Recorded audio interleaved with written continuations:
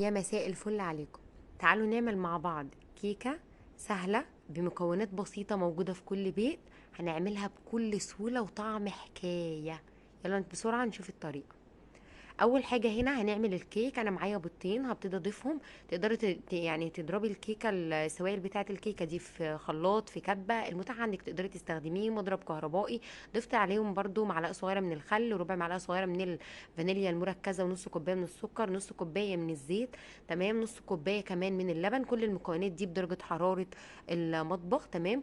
هبتدي بقى اضربهم كويس جدا لمده 5 دقايق. طبعا هنا مجهزه كوبايه ونص من الدقيق منخول، معلقه كبيره من الكاكاو الخام البودر برضو منخول برضو، وضايفه عليهم معلقه صغيره مليانه من البيكنج باودر ورشه صغيره من الملح.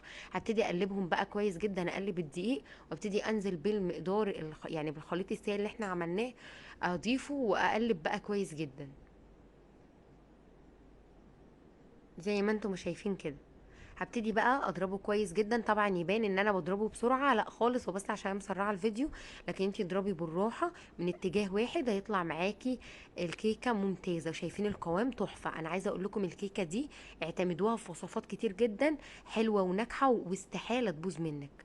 يعني لاي حد مبتدئ، وكيكه سهله وسريعه. خصوصا كمان الكيكه دي كمان لطيفه قوي ان انتوا بتضربوا كل المكونات كده في الكبه او في الخلاط.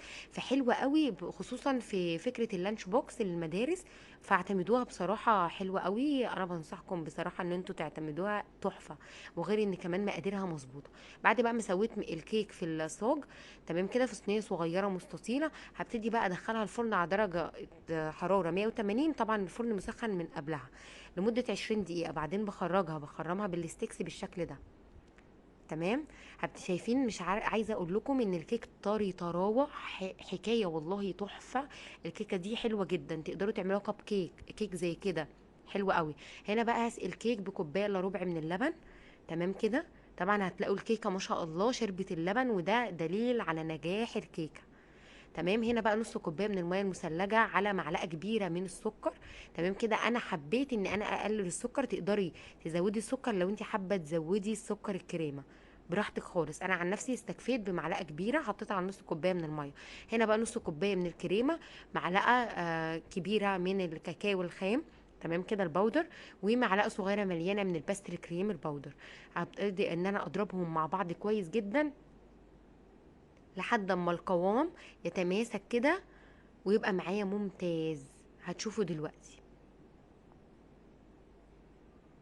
شايفين؟ كريمه ممتازه يا جماعه. هنا بقى هبتدي بعد ما الكيك هدي تماما. طبعا انا سقيت الكيك باللبن وهو سخن، تمام. هنا بقى ضفت الكريمه. هبتدي بقى اسوي الكريمه بالشكل ده على الكيك، تمام. بعد بقى ما اساوي الكريمه على على الكيك، هبتدي ان انا ادخلها التلاجة. لو انتوا طبعا مش مجهزين صوص الشوكولاته، لكن انا كنت عامله صوص الشوكولاته من قبلها، تمام. هو صوص شوكولاته سهل جدا وبسيط قوي، وانا عملته معاكم اكتر من مره. هقوله لكم سريعا. انا استخدمت كوبايه الا ربع من الشوكولاته الخام، تمام كده، كسرتها وابتديت ضفت بقى رفعت على النار ربع كوبايه من اللبن ومعلقه كبيره من الزيت. بمجرد من إن يغلوا بنزل مكعبات الشوكولاته دي اللي هي بمقدار كوبايه الا ربع، تمام كده. وبعدين بقى بستنى لحد ما الشوكولاته تدوب، ارفعها من على النار واسيبها بقى تهدى تماما. بتبقى بالقوام ده بصراحه احلى والذ صوص شوكولاته تقدروا تعملوه. حاجه كده في منتهى الجمال يا جماعه. صوص الشوكولاته ده حلو جدا. عملت بيه معاكم وصفات كتير جدا. حطيته في حشوه التورت قبل كده، وعملت بيه درب للتورت. وكمان غلفت بيه السويس رول، لو تفتكروا لما عملناه جذع شجرة، برضو حلو قوي. بصراحة تحفة. اعتمدوا برضو الصوص ده، حلو جدا. وتقدروا ان انتوا تحفظوه في التلاجة وتستخدموه ويبقى جاهز عندكم على طول. هنا بقى هقطع الكيكة بعد ما سبتها بقى في التلاجة تسقع، وبعدين بقى تقطعي منها كده.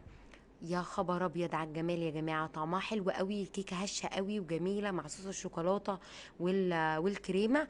بصراحه طعمها حكايه. جربوا الطريقه دي هتعجبكم جدا جدا. كيكه بصراحه حلوه جدا، مش بمل منها سواء في الشتاء او في الصيف، ملهاش وقت. كيكه الشوكولاته والكريمه دي او الجاتوشة تو عامه ما بنملش منه خالص. عايزه اقول لكم كمان تقدروا ان انتوا تقدموها باكتر من طريقه. ممكن على صوص الشوكولاته واحنا بنحطه نحط اي نوع من المكسرات براحتكم خالص، اي حاجه انت حابه تضيفيها عليها. الكيكه طريه قوي، هشه جدا جدا، الكريمه تحفه، الصوص الشوكولاته ممتاز. بصراحه بتمنى ان شاء الله يعجبكم الفيديو وتجربوه، وانتظروني ان شاء الله في فيديو جديد ووصفه جديده. باي باي.